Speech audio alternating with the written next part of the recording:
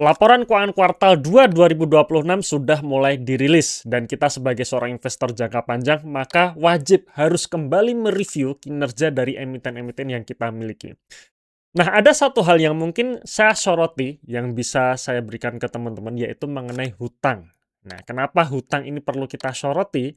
Karena kemarin baru saja Bank Indonesia menaikkan suku bunga sampai 100 basis point ya atau 1% dan itu kenaikan yang cukup signifikan dalam waktu yang singkat. Dan itu bisa mempengaruhi emiten-emiten yang memiliki banyak hutang. Lalu gimana caranya kita melakukan analisa hutang di laporan keuangan kuartal 2 ini? Bersama saya Eros Perwita, saya akan sharingkan ya. Jadi simak video ini sampai selesai.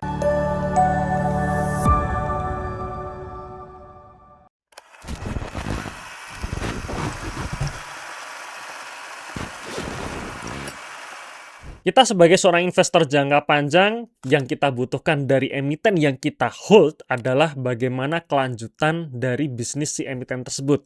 Bagaimana pertumbuhan laba bersihnya. Nah, itu yang kita harapkan.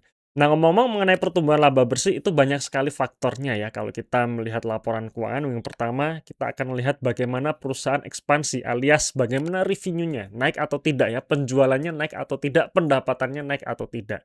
Kemudian bagaimana dengan beban usaha atau COGS-nya? Apakah beban usahanya naik atau makin efisien?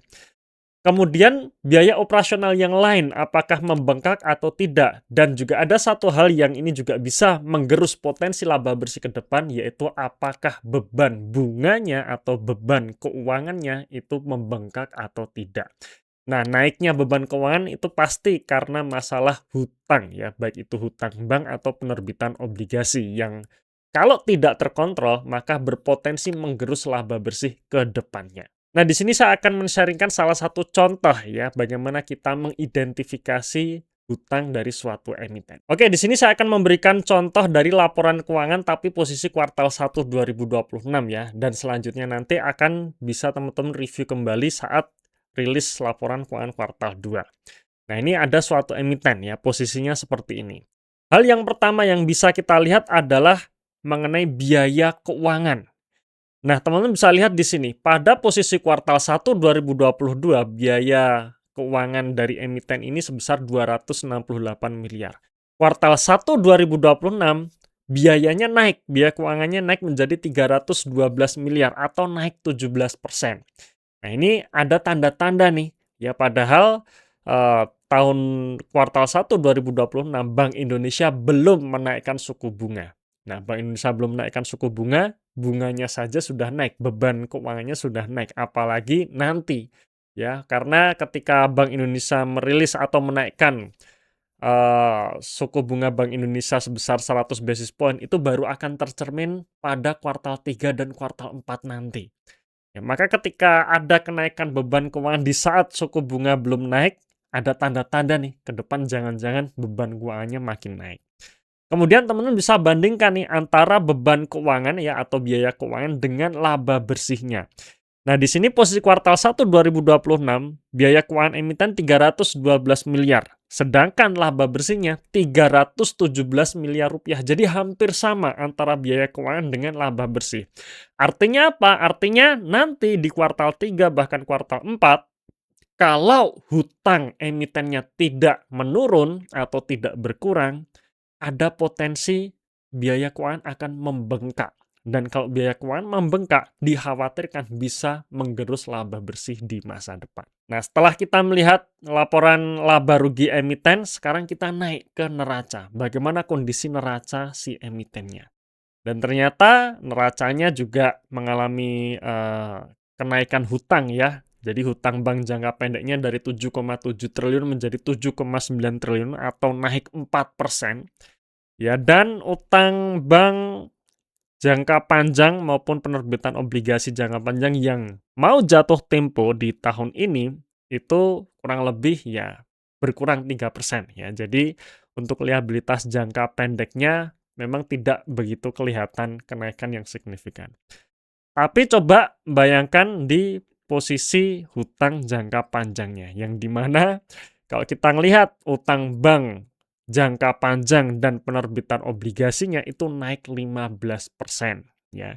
Dan ngomong-ngomong, kalau kita bicara neraca ya, neraca ini kan posisinya adalah pada akhir tahun 2025 dibandingkan dengan kuartal 1 2026. Jadi hanya periode 3 bulan.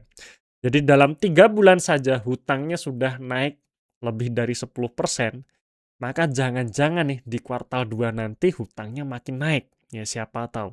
Dan ketika hutang makin naik di kuartal 2, kemudian Bank Indonesia menaikkan suku bunga sampai 100 basis point, jangan-jangan nih di semester 2 nanti itu akan menjadi beban keuangan yang membengkak ya, dan itu bisa menggerus laba bersih. Sekarang kita buktikan dengan laporan arus kas yang dimana di sini juga terlihat ya bahwa ada kenaikan utang ya. Ada kenaikan utang dari posisi kuartal 1 2025 dibandingkan kuartal 1 2026 sebesar 47%. Ya, jadi memang bisa dikatakan perusahaan ini selalu menambah hutang. Dan tidak berhenti sampai di sini saja. Selanjutnya ya, kita melihat dari historinya. Bagaimana hutang-hutang bank atau penerbitan obligasi secara jangka panjang. Dan ternyata kita bisa melihat dari tahun 2013 sampai dengan tahun 2020 itu konsisten naik ya. Kemudian sempat turun ya di tahun 2021 dan 2022 turun. Tapi setelah tahun 2022 ternyata konsisten naik. Hutangnya kenaikannya cukup agresif ya, dan ketika hutang cukup agresif di saat kita masih ingat 2 tahun terakhir ini Bank Indonesia masih menerapkan suku bunga rendah ya. Ya, suku bunga rendah karena kita ngelihat tren di tahun 2024-2025 ini suku bunga turun, 2026 suku bunga mulai dinaikkan. Ya, dan di sini ketika hutang suatu emiten terus naik dan suku bunganya naik, beban keuangannya akan membengkak. Dengan kondisi seperti ini, maka bisa dikatakan bahwa emiten ini ada warning di sisi hutangnya. Nah, cuman hutang ini tidak hanya menjadi satu-satunya faktor ya. Kita nanti juga perlu lihat bagaimana pertumbuhan revenue, ya bagaimana tingkat efisiensi. Kalau misalkan pertumbuhan revenue ternyata jauh lebih bagus dibandingkan kenaikan biaya utang, ya masih oke saja nih. Potensi pertumbuhan laba di masa depan bisa terus terjadi. Tapi kalau ternyata tidak, mungkin revenue-nya stagnan, tapi hutangnya terus naik, nah ini kemungkinan besar ada problem fundamental emitennya. Kalau pada akhirnya suatu emiten ini fundamentalnya terus memburuk dan bagi kita tidak bisa kita toleransi, ya siap-siap kita akan switching saham yang lain. Nah, mungkin itu teman-teman ya, cara sekilas saya menganalisa hutang dari suatu emiten, dan kebetulan emiten ini adalah salah satu emiten yang saya pegang ya. Jadi nanti teman-teman bisa update ya, jika mengikuti portofolio saya, update nanti catatan portofolionya. Apakah mungkin kita akan switching saham ini atau mungkin masih bisa kita pertahankan. Nah, portofolio saya bisa diakses melalui program Value Investing Mastery. Jadi silahkan nih, teman-teman bisa melakukan track atau tracking portofolio saya, bagaimana saya bisa menumbuhkan portofolio sampai 241% dalam jangka panjang. Hanya di program Value Investing Mastery. Oke teman-teman, terima kasih sudah menonton video ini sampai akhir dan tunggu video kami selanjutnya. Salam Pasif Income.